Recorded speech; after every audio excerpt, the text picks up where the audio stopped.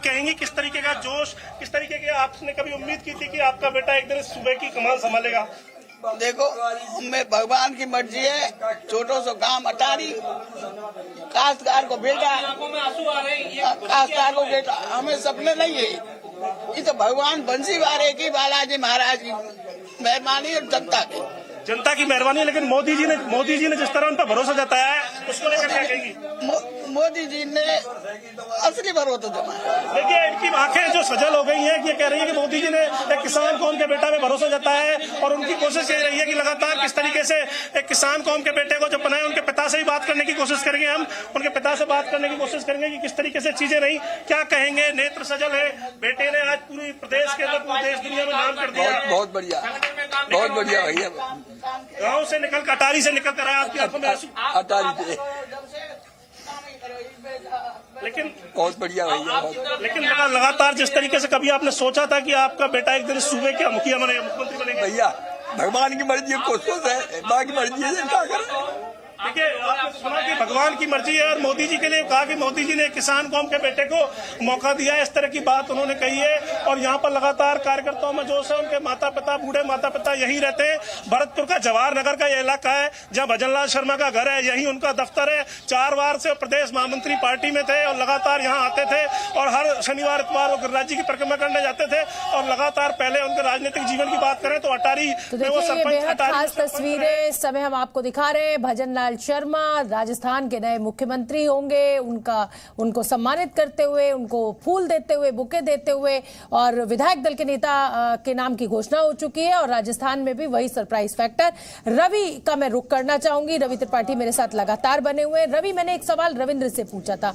तमाम जो बड़े कद्दावर नेता हैं और संघर्ष कर वो इस ऊंचाई तक पहुंचे, आज लगभग 3 बड़े राज्य और 3 बड़े नेता हाशिए पर हैं। इसको कैसे समझा जाए, कैसे देखा जाए?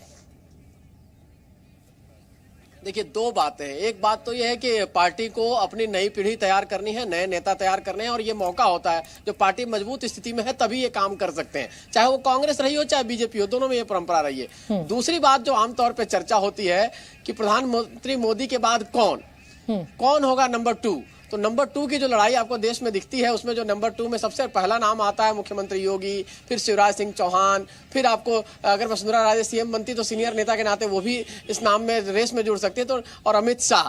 तो इस नंबर 2 के रेस को कम किया जाए, छोटा किया जाए, इसमें रेस में बहुत ज्यादा लोग ना रहे। एक चर्चा ये भी है कि अमित शाह अपने आप को नंबर 2 मानते हैं और मानते हैं कि इसके बाद वो प्रधानमंत्री के दावेदार होंगे प्रधानमंत्री मोदी के बाद। तो वैसी स्थिति के लिए भी कहा जाता है कि इन लोगों का अगर पत्ता कट रहा है तो एक वजह ये भी है कि ये लोग बड़े दावेदार आने वाले समय में हो सकते हैं। तो योगी और प्रधानमंत्री मोदी नहीं, अमित शाह की लड़ाई जग जाहिर है। हालांकि अब पब्लिक में नहीं आती है, लेकिन सबको पता है कि किस तरह से एक तरह से कहा जाए, क्या कहते हैं हम लोग उसको, जो कोल्ड वार चल रहा है, कोल्ड वार दोनों के बीच में चल रहा है। और सबकी जानकारी में है, चुनाव से पहले भी ये कोल्ड वार दिखा था 2022 से पहले, उसको शांत करने की कोशिश की गई। प्रधानमंत्री मोदी ने इंटरवीन किया उस मामले में, योगी जी को बुलाया गया दिल्ली। तो कहीं ना कहीं ये एक मामला भी चर्चा में रहता है कि नंबर 2 में कौन होगा, और अगर रास्ते में कोई है तो उनको पहले ही रास्ते से हटा दिया जाए। तो शिवराज सिंह एक बड़ा नाम है, ओबीसी का नाम है, 4 बार के मुख्यमंत्री रहे थे और वो दावेदार हो सकते हैं प्रधानमंत्री पद के। अगर प्रधानमंत्री मोदी के बाद की चर्चा की जाए तब, बाद की मतलब कब तक रहेंगे